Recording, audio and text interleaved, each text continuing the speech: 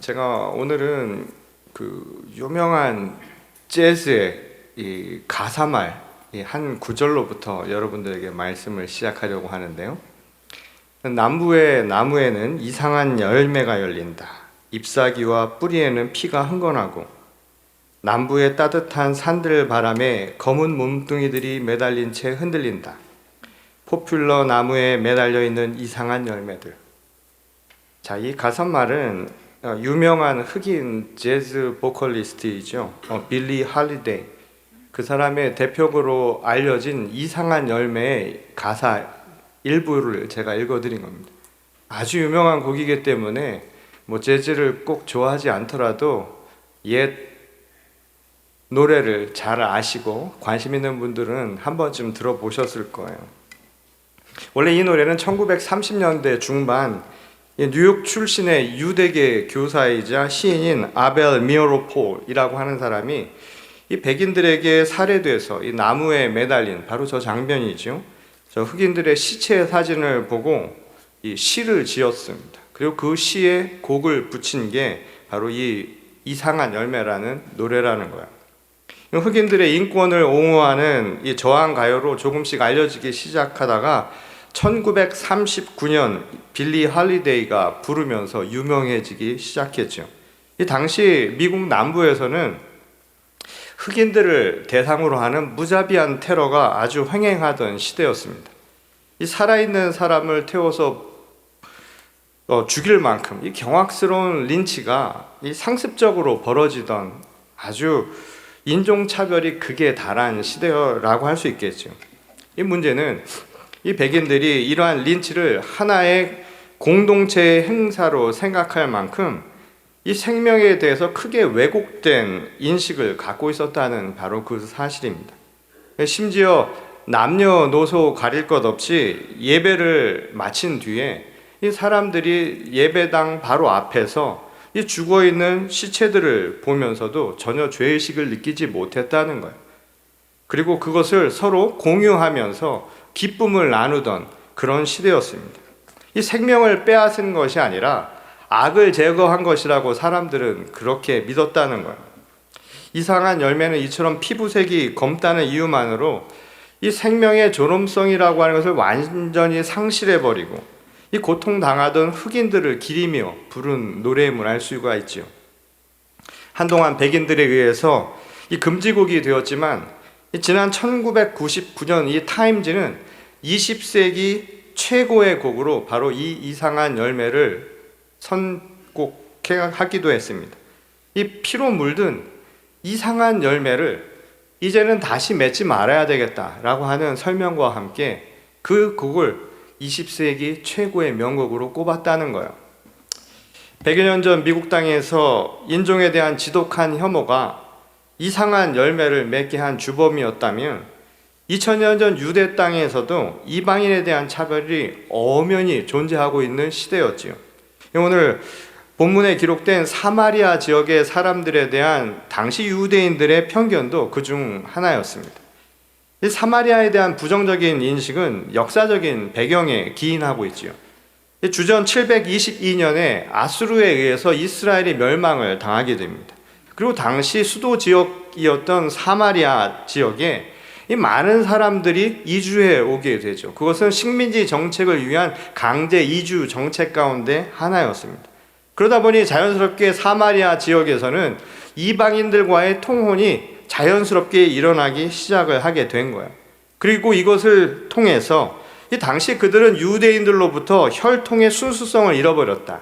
유대의 율법을 지키지 않았다. 바로 그 죄로 인해서 천대를 받기 시작합니다. 이 자신과 달리 순수한 하나님의 자녀로 보기 어렵다라는 것이 당시 그들의 판단이었던 거예요. 마치 백인들이 다른 피부색을 가진 인종을 자신들과 똑같은 하나님의 자녀로 받아들이기 어렵다라고 생각했던 것과 똑같은 상황이 벌어졌던 것이죠. 하지만 예수님은 그러한 편견에 아랑곳하지 않고 바로 사마리아 지역으로 발걸음을 향해 옮기시고 있었습니다. 그리고 사마리아와 갈릴리의 그 경계에 있는 한 마을에서 오늘 본문에 나오는 10명의 나병 환자들을 만나게 돼요. 말하자면 또 다른 사회적 편견을 받고 있었던 사람들을 만났던 것입니다. 그들은 한센병이라고 하는 육신의 고통을 겪고 있었죠. 또 사회적으로도 사람들로부터 소외되는 이중적인 고통을 당해야만 했습니다. 그들은 종교적으로도 부정적 존재라고 하는 이유로 사람들로부터 인간 이하의 취급을 받았죠. 죄인을 넘어선 사람 이하의 존재라고 사람들은 생각했던 거예요. 그래서 그들에게 사람들이 돌을 던지며 상해를 입히더라도 전혀 양심의 가책을 느끼지 못하는 그런 상황이 벌어졌던 것이죠.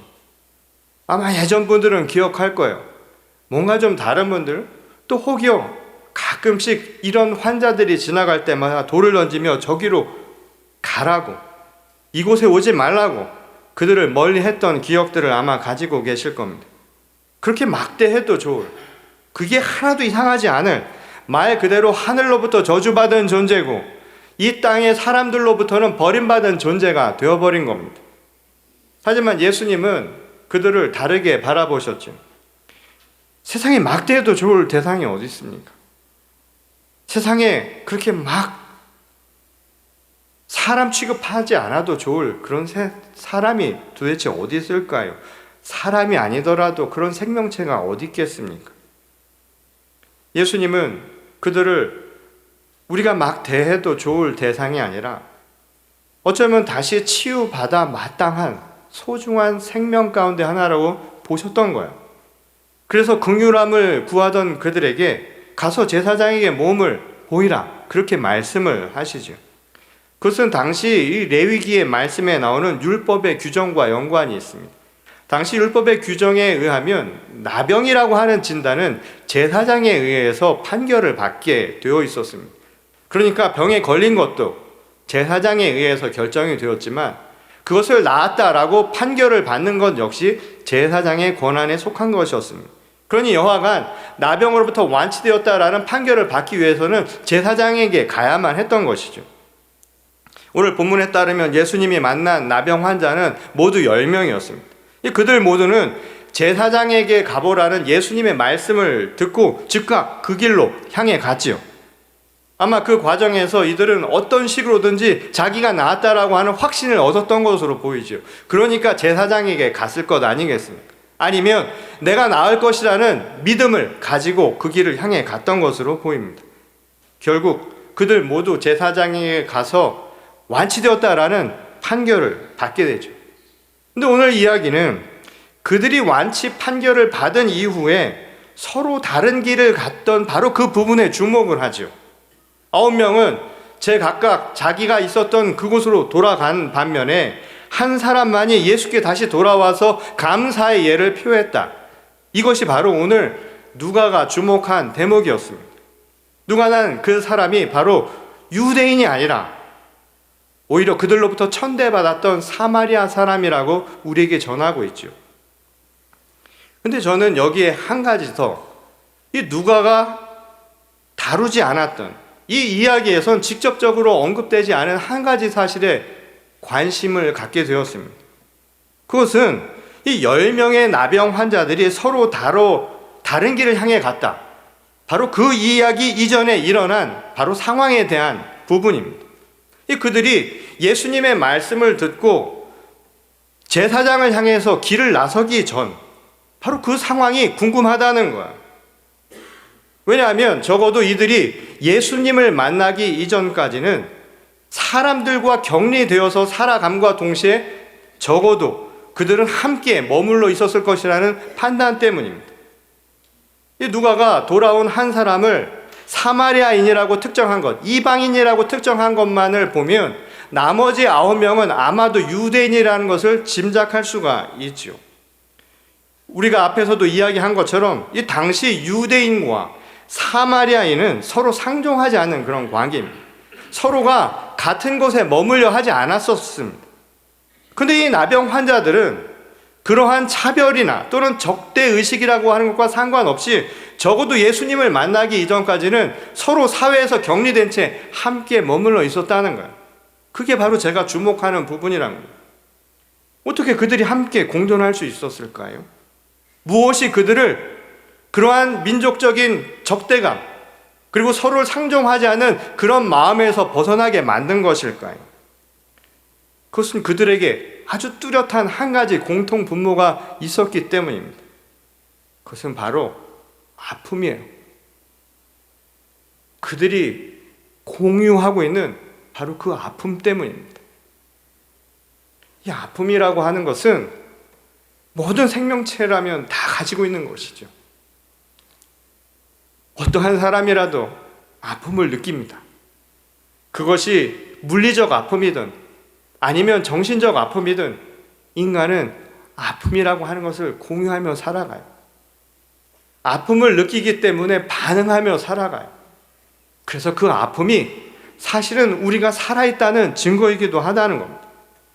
그러니까 아픔 앞에서는 피부의 색깔, 또 민족적인 적대감, 또는 정치적인 색깔의 차이, 지역적인 갈등, 그리고 인종적인 어떠한 차이도 아무 문제가 되지 않는 거예요.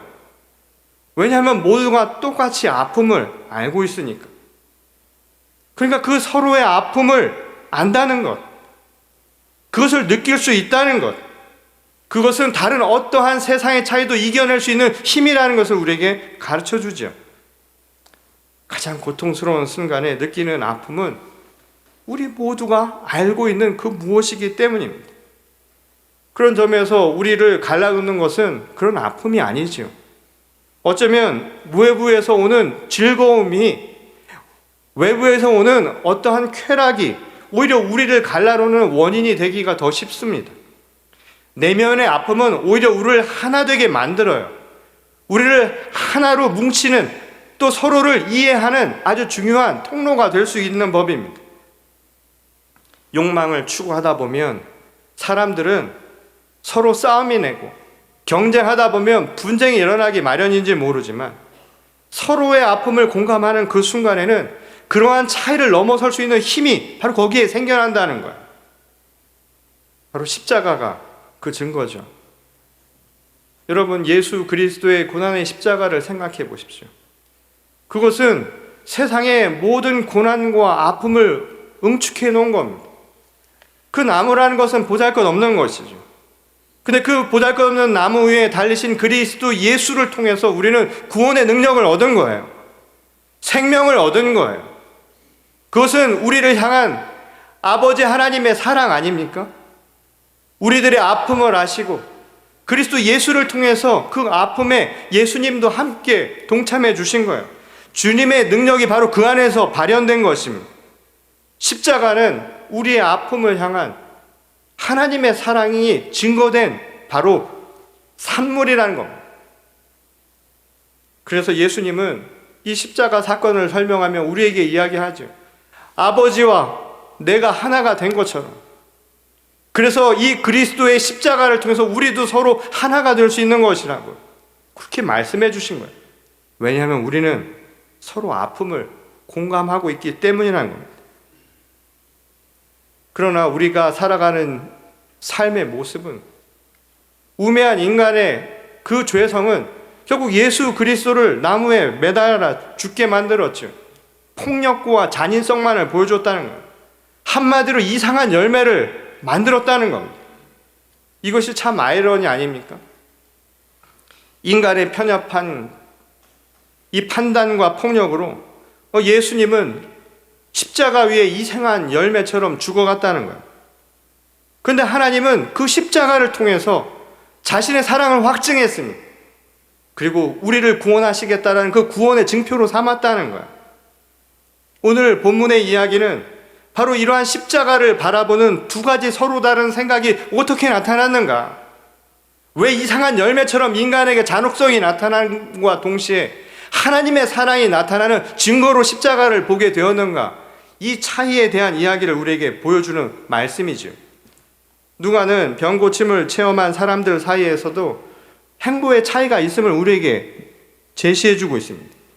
이 모두가 되돌아올 것이라고 생각한 예수님의 기대와 달리 9명의 유대인들은 제 갈 길을 가고 사마리아 사람 혼자만 다시 되돌아왔다는 거야. 이를 두고 예수님은 그에게 뭐라고 말씀하셨냐면 내 믿음이 너를 구원하였다. 다시 말하면 구원에 합당한 믿음은 그 사마리아인만 보여주었다는 거예요. 비록 사회적으로는 인정받지 못하고 천대받는 천대의 대상이었지만 하나님을 향한 진정한 믿음은 그에게서만 나타났더라는 거예요. 사마리아인이라고 해서 집이 없었을까요? 만나고 싶은 가족이 없었겠습니까? 천형처럼 사회로부터 고립되고 온갖 아픔을 안고 살았던 사람이 어느 날 그 병이 낫다고 생각을 해보십시오. 여러분 무슨 생각부터 들겠어요?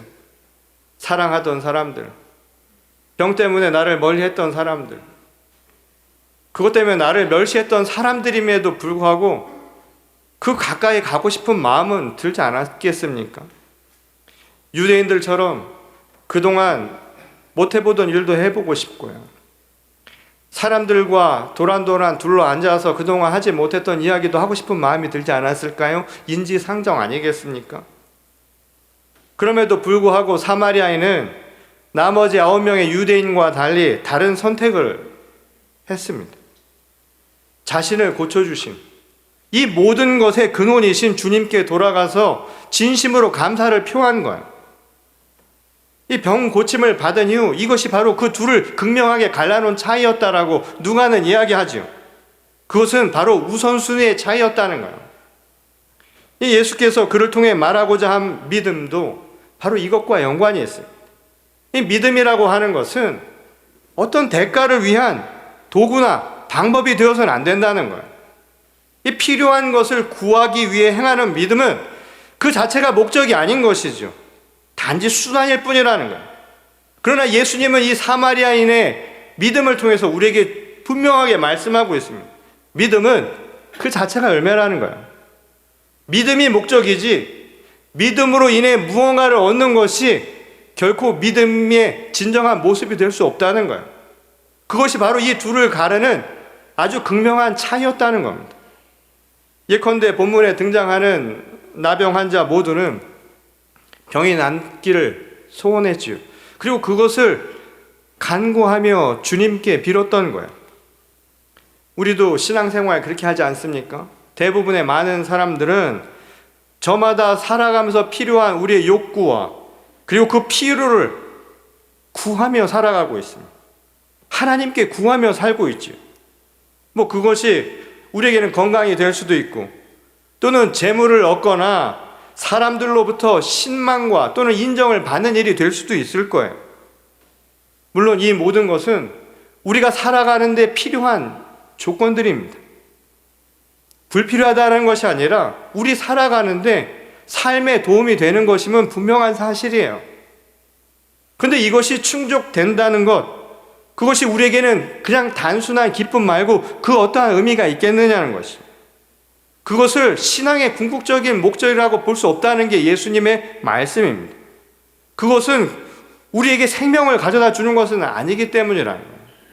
우리가 필요한 것을 얻는다고 해서 잠시 우리에게 일시적인 즐거움, 기쁨을 줄 수 있을지는 모르지만 그것이 우리에게 궁극적인 생명을 가져다 주지는 않는다는 거예요. 살고 죽는 문제를 해결해 주지는 않는다는 거예요.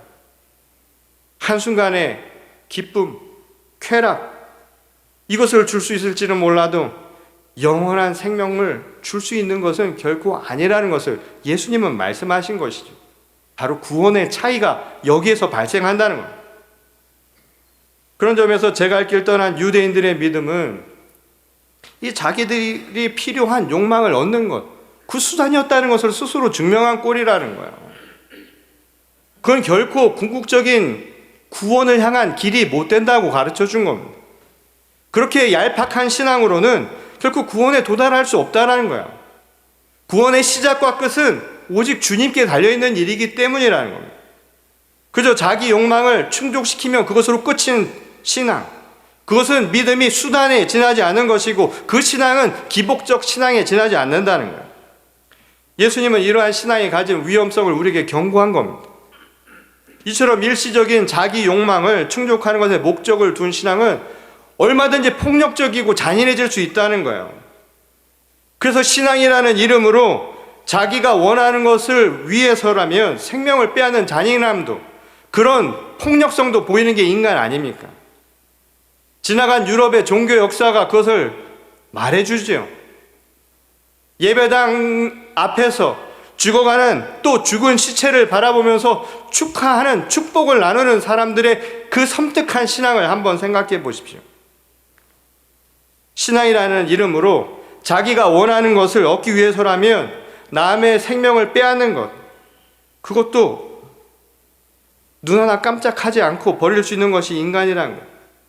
내게 도움이 되지 않는다면 그들을 가차없이 소외시키고 차별하고 핍박하는 폭력성을 언제든지 자행할 수 있는 것.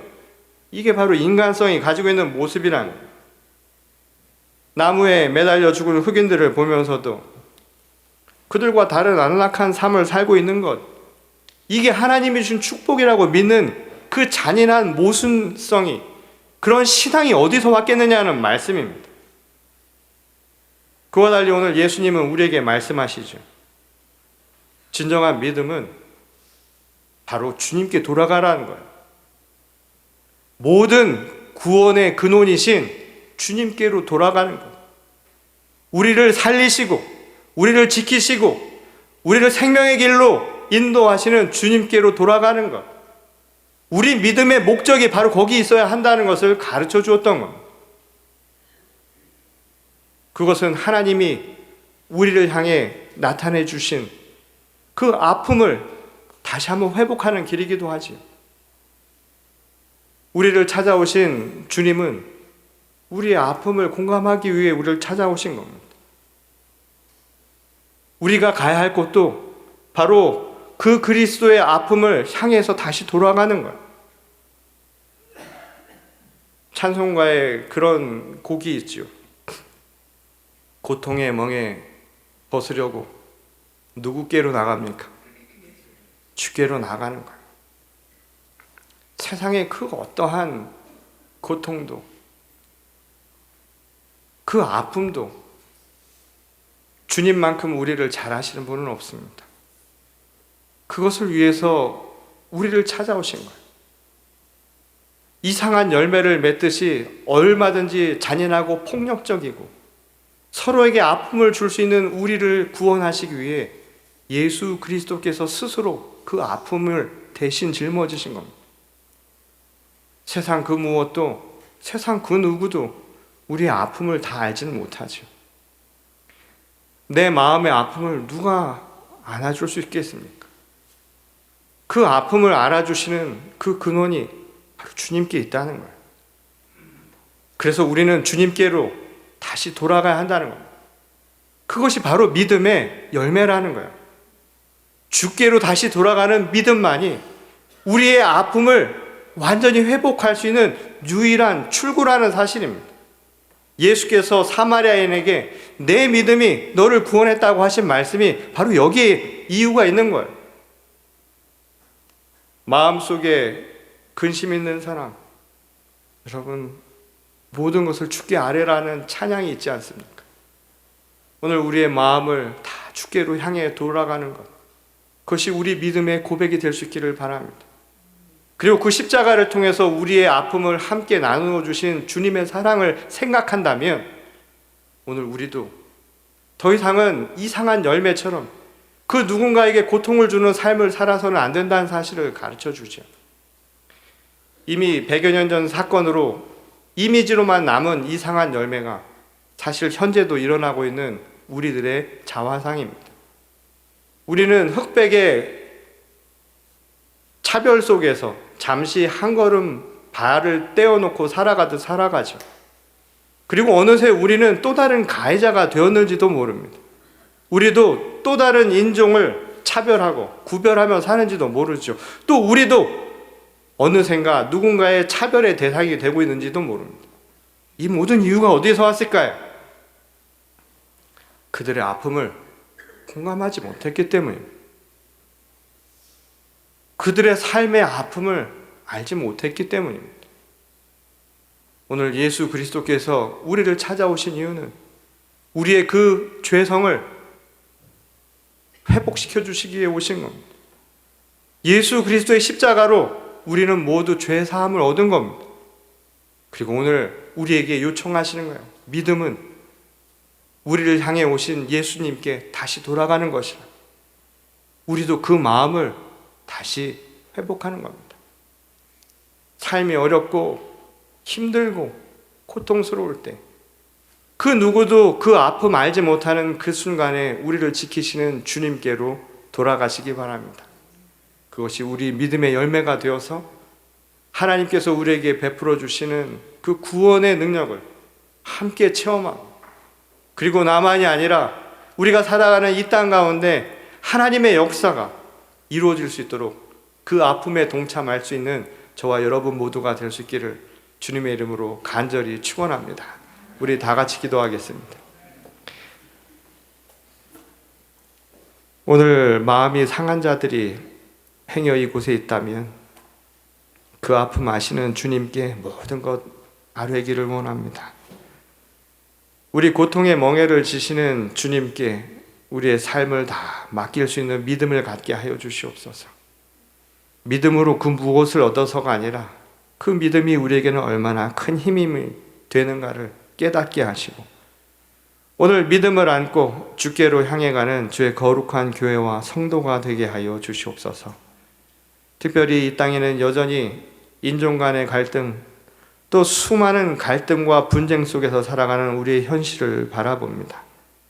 그저 잠시의 쾌락과 즐거움을 위해서 서로의 아픔을 잃어버린 채 서로에게 상처를 주며 살아가는 오늘 우리는 아니었는가 다시 한번 반성케 하시고, 우리를 향한 예수 그리스도의 십자가를 우리도 함께 짊어지고 서로의 아픔을 공감하며 그 상처를 보듬어 안아줄 수 있는 믿음의 공동체, 주님의 거룩한 자녀들로 삼아 주시옵소서. 오늘 이 시간 고통의 멍에를 안고 온 모든 성도들마다 주님의 능력 가운데 깨끗이 사함받게 하시고 소망을 안고 돌아가게 하여 주시옵소서. 그리고 다시 주께로 돌아가 하나님 앞에 감사의 영광을 올려드리는 신실한 믿음의 사람들로 삼아주시기를 간절히 소원하며 살아계신 우리 주 예수 그리스도의 이름으로 감사하며 기도드렸습니다. 아멘.